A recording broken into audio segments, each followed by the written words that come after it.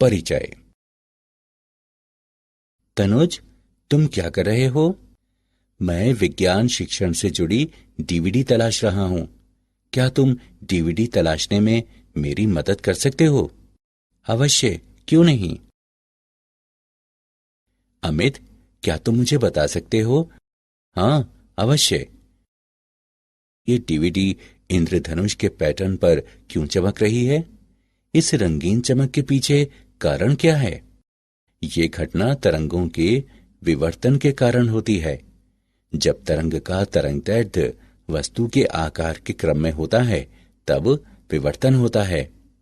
DVD पर सटे हुए ट्रैक तरंग के तरंगदैर्ध्य के साथ तुलना कर रहे हैं। यही कारण है कि हम डीवीडी के रंगीन चमक को देख रहे हैं। ठीक है, मैं इसे समझ गया। ये बहुत ही दिलचस्प तथ्य है। क्या तुम इसके बारे में और कुछ बताओगे? मैं इसे और जानने के लिए इच्छुक हूं। ठीक है, चलो हम तरंग प्रकाशिकी के बारे में और अधिक अध्ययन करते हैं। उद्देश्य। इस पाठ के अंत में आप निम्न करने में सक्षम हो जाएंगे।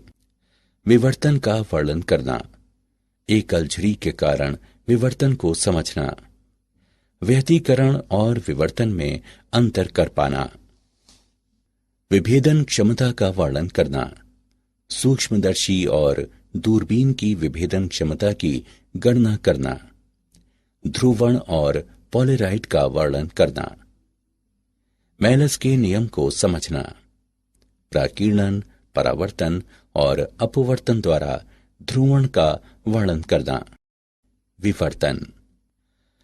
प्रकाश का विवर्तन एक परिघटना है जिसमें आपतित प्रकाश तरंगों के तरंगदैर्ध्य की तुलना में किसी अवरोध अथवा द्वारक के आकार के किनारों के चारों ओर प्रकाश तरंगों का झुकाव होता है। विवर्तन दो प्रकार के होते हैं, फ्रेस्नेल का विवर्तन और फ्राउनहोफर का विवर्तन। फ्रेस्नेल के विवर्तन में स्रोत और पर्दे अवरोधक के नजदीक होते हैं और विवर्तन के बाद प्रकाश का पर्दे की ओर अभिसरण होता है और इसके अवलोकन के लिए किसी लेंस की आवश्यकता नहीं होती है।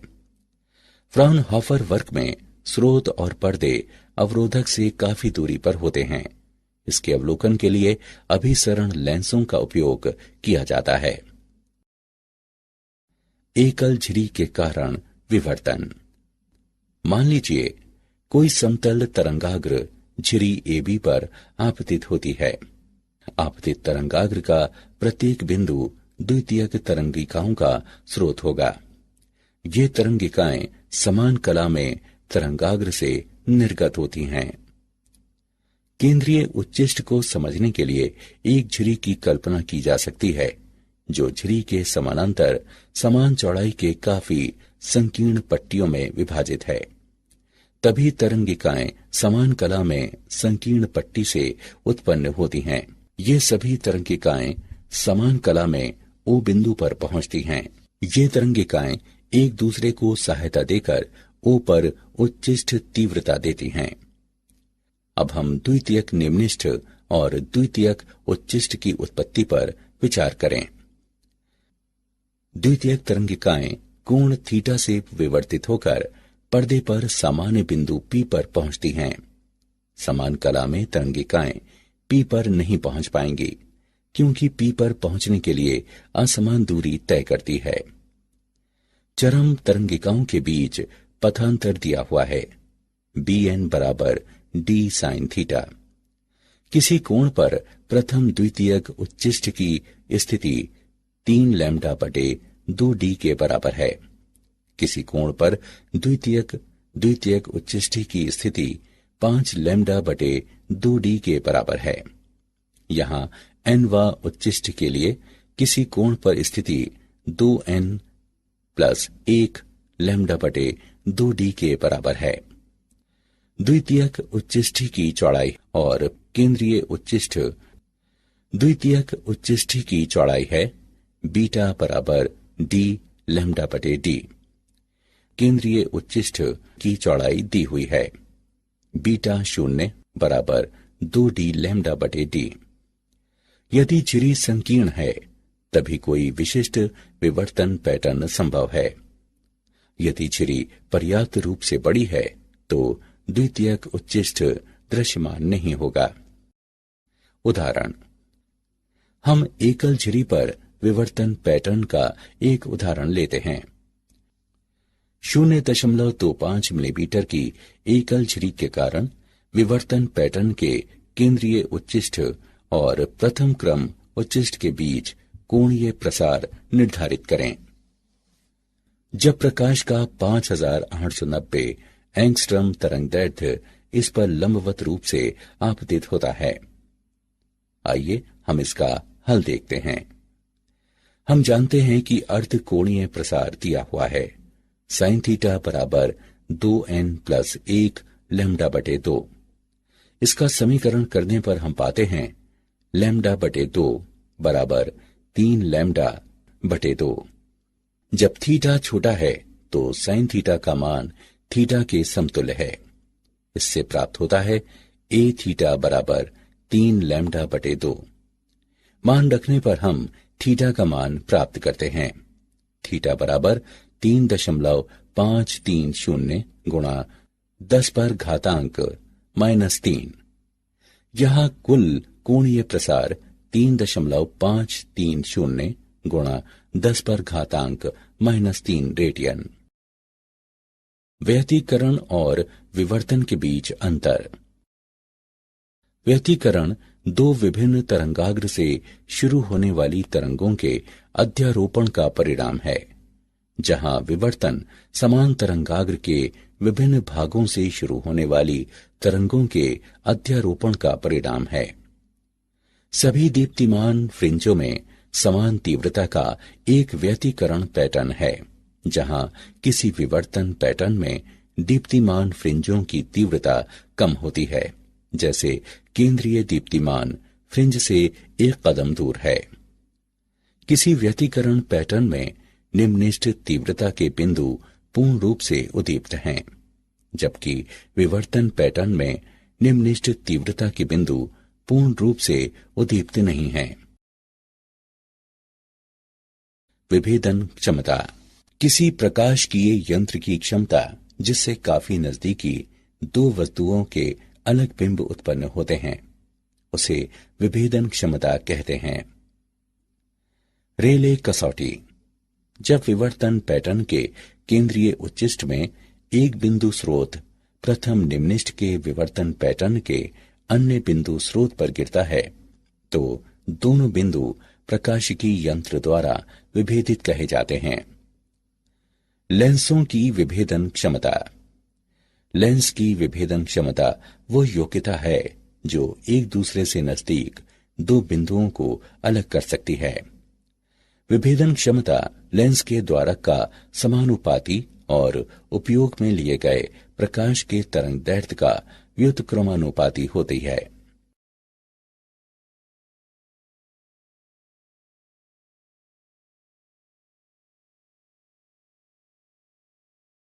मूल्यांकन।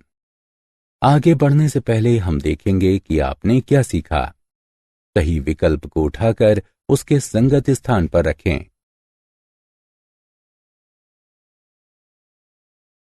सूक्ष्मदर्शी की विभेदन क्षमता।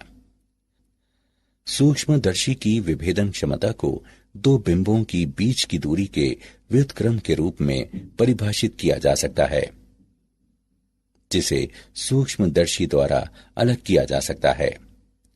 1/Δd बराबर 2 म्यू साइन थीटा बटा लैम्डा, जहां लैम्डा प्रकाश का तरंगदैर्घ्य है। म्यू माध्यम का अपवर्तक सूचकांक है।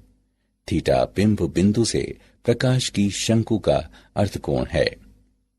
म्यू साइन थीटा अभिदृश्यक का सांख्यिक द्वारक कहलाता है।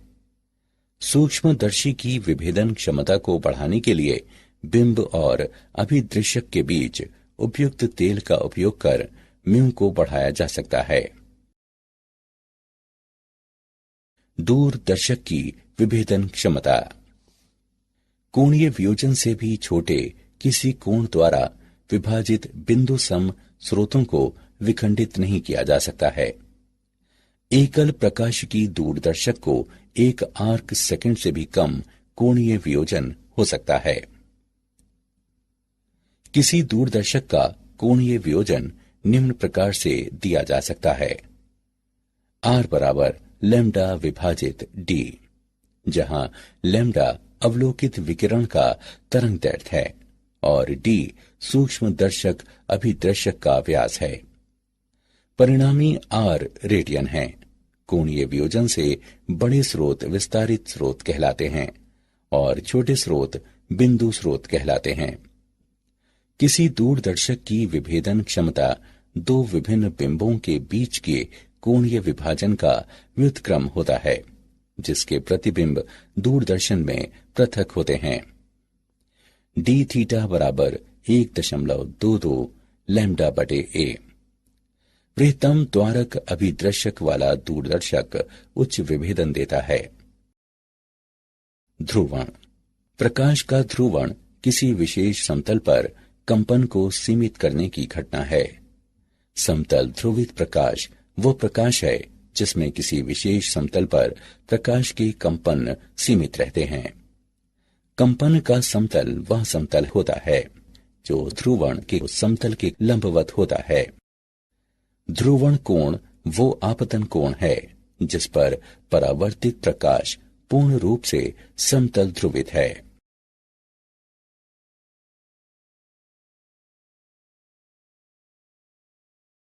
पोलेराइड। पोलेराइड एक प्रकार की प्लास्टिक शीट है जो सामान्य प्रकाश के प्रसारित पुंज को पोलराइज कर सकती है, क्योंकि ये दीर्घ समानांतर अणुओं से बनी होती है। ये सिर्फ समतल ध्रुवित को स्थानांतरित करती है यदि ये अणु ध्रुवण के समतल के समानांतर है। चूंकि परावर्तित प्रकाश आंशिक रूप से ध्रुवित है, इसका इस्तेमाल अक्सर चमक खत्म करने के लिए धूप वाले चश्मे में होता है। पोलेराइड की मदद से अध्रुवित प्रकाश से रेखीय ध्रुवित प्राप्त किया जा सकता है। ध्रुवण की दिशा जो ध्रुवीकरण पदार्थ को गुजरने की अनुमति देती है उसे संचरण अक्ष कहते हैं। पोलेराइड का उपयोग। पोलेराइड के कुछ महत्वपूर्ण उपयोग निम्न हैं। इसका इस्तेमाल प्रकाश की चमक से बचने के लिए होता है। जब हम पोलेराइड लगे धूप के चश्मे का इस्तेमाल करते हैं, आंखें किसी चमक को महसूस नहीं करती हैं। धूप की चमक से बचने के लिए कार की हेडलाइट और खिड़की के पर्दे पर पोलेराइड शीट लगाई जाती है। हवाई जहाजों और बड़े होटलों की खिड़कियों में प्रकाश को नियंत्रित करने के लिए एक के पीछे एक पोलेराइड शीट लगाई जाती हैं। बादल की तस्वीर लेने के लिए कैमरे के लेंस के पहले पोलेराइड का उपयोग किया जाता है। व्यवस्थित रूप से डिजाइन किए हुए पोलेराइड कांच त्रिविमीय प्रतिबिंब के उपयोग और इसे देखने में होता है। इसका उपयोग धातुओं के प्रकाशकीय गुणों के अध्ययन में भी होता है।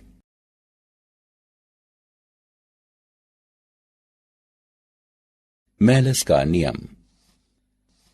मेलस के नियम के अनुसार जब पूर्ण समतल ध्रुवित प्रकाश विश्लेषक पर आपतित होता है, विश्लेषक द्वारा संचरित प्रकाश की तीव्रता संचरण अक्षों और पोलराइजर के बीच कोज्या के कोण के वर्ग का सीधा समानुपाती होती है। मान लें कि थीटा पोलराइजर की संचरण दिशाओं और विश्लेषक के बीच का कोण है। विश्लेषक द्वारा संचरित प्रकाश की तीव्रता थीटा के साथ बदल जाती है। इसके अनुसार I बराबर I0 cos थीटा का वर्ग, जहां I0 विश्लेषक में प्रवेश करने वाले प्रकाश की तीव्रता है। प्राकीर्णन के द्वारा ध्रुवण। मान लें एक अध्रुवित प्रकाश y अक्ष पर भ्रमण करता है और गैसीय परमाणु A पर आघात करता है। परमाणु के इलेक्ट्रॉन आपतित तरंग के दोलन द्वारा XZ सतह पर दोलन करते हैं। विकिरण O पर पहुंचकर द्विध्रुव से चारों ओर से A पर आकर Z दिशा में दोलन करता है और Z दिशा में रेखीय ध्रुवित होता है। संचरित विकिरण Y अक्ष पर ध्रुवित होता है, क्योंकि दोनों द्विध्रुव Y दिशा में समान रूप से विकिरित होते हैं।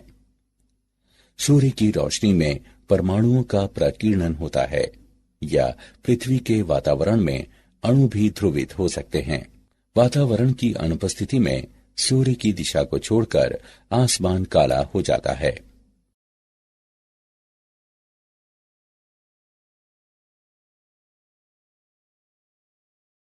परावर्तन द्वारा ध्रुवण। जब दो पारदर्शी माध्यमों के बीच अंतर फलक पर प्रकाश पड़ता है तो ये आंशिक रूप से परावर्तित और आंशिक रूप से अपरिवर्तित हो जाता है। परावर्तित और अपरावर्तित प्रकाश की मात्रा अंतर फलक के संबंध में प्रकाश के ध्रुवण पर निर्भर करती है। मान लीजिए कोई अध्रुवित प्रकाश माध्यम 1 और माध्यम 2 के बीच अंतर फलक पर आघात करता है। किसी विशेष कोण पर ध्रुवण के साथ कोई परावर्तित प्रकाश नहीं है। सभी परावर्तित प्रकाश आपतित समतल के लंबवत रेखीय ध्रुवित हैं। ये आपतन कोण ध्रुवण कोण कहलाता है।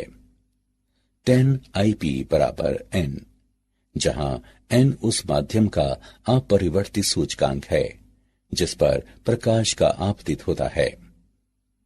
यह समीकरण ब्रीवस्टर का नियम कहलाता है। अपवर्तन द्वारा ध्रुवण। जब कोई सामान्य प्रकाश ध्रुवण कोण पर ग्लास प्लेट पर आपतित होता है तो परावर्तित प्रकाश समतल ध्रुवित, जबकि अपवर्तित घटक आंशिक रूप से ध्रुवित है। अब यदि अपवर्तित किरण किसी दूसरे ग्लास प्लेट पर आघात करती है तो ध्रुवण कोण पर ग्लास प्लेट के दोनों सतहों पर इसी घटना का पुनरावर्तन होगा। यदि समांतर सतह वाले ग्लास प्लेटों की कई संख्या के साथ प्रक्रिया को दोहराया जाए और आपतित प्रकाश इसके ध्रुवण कोण पर हो तो इन बड़ी संख्या के प्लेटों के माध्यम से अपवर्तन लगभग आपतित समतल पर कंपन की तरह होगा। इस प्रकार संचरित किरण आपतन समतल पर कंपन के साथ समतल ध्रुवित है। क्या आप जानते हैं विवर्तन जाली नियमित पैटर्न के साथ एक प्रकाशिकी घटक है जो विभिन्न दिशाओं में भ्रमण करने वाली झिरी प्रकाश की कुछ किरणें हैं। विवर्तन का एक परिणाम है जो लाउड स्पीकर से निकलने वाली आवाज सीधे आगे जाने के बजाय फैल जाती है। ध्रुवण फिल्म लगे सनग्लास का इस्तेमाल खासकर मछली पकड़ने और नौका विहार करते समय उपयोग में लाया जाता है। ऐसे सनग्लास को इस हिसाब से डिजाइन किया जाता है कि पानी के माध्यम से भी देखा जा सकता है। सारांश। आइए हमने जो कुछ सीखा है उसे संक्षेप में दोहराएं। प्रकाश का विवर्तन एक परिघटना है जिसमें आपतित प्रकाश तरंगों के तरंग दैर्ध्य की तुलना में किसी अवरोध अथवा द्वारक के आकार के किनारों के चारों ओर प्रकाश तरंगों का झुकाव होता है। यदि झिरी संकीर्ण है तो विशेष विवर्तन पैटर्न संभव है। यदि झिरी जरूरत से ज्यादा बड़ी है तो द्वितीयक उच्चता दृष्टिगत नहीं होगी। किसी प्रकाशिकी यंत्र की वह क्षमता जिससे दो बिंबों के प्रतिबिंब एक साथ काफी नजदीक बनाए जा सकते हैं उसे विभेदन क्षमता कहते हैं। किसी लेंस की विभेदन क्षमता इसकी वह योग्यता है जिससे दो बिंदुओं को आसानी से एक दूसरे से अलग कर सकते हैं।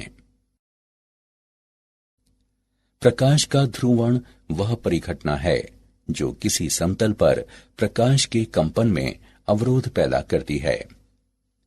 मेलस के नियम के अनुसार जब पूर्ण समतल ध्रुवित प्रकाश विश्लेषक पर आपतित होता है, विश्लेषक द्वारा संचरित प्रकाश की तीव्रता संचरण अक्षों और पोलराइजर के बीच कोज्या के कोण के वर्ग का सीधा समानुपाती होती है। जब दो पारदर्शी माध्यमों के बीच अंतर फलक पर प्रकाश पड़ता है तो ये आंशिक रूप से परावर्तित और आंशिक रूप से अपवर्तित हो जाती है। परावर्तित और अपवर्तित प्रकाश की मात्रा अंतर फलक के संबंध में प्रकाश के ध्रुवण पर निर्भर करती है।